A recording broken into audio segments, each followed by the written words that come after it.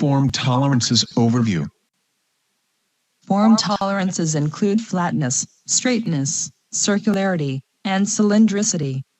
Form tolerances are used to refine the quality of an individual feature surface by controlling the highest contacting tangent points or areas relative to the lowest points or areas of a surface.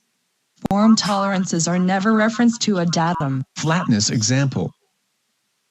Within the illustration, there is a flatness tolerance of 0.005 applied to the upper surface. For simplicity, there is not a limit tolerance applied to the related surfaces. The outer flatness tolerance boundary is oriented to the three highest locations of the upper surface.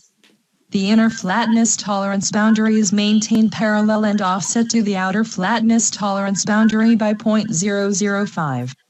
All elements of the as-manufactured surface must fall within the outer and inner flatness tolerance boundaries.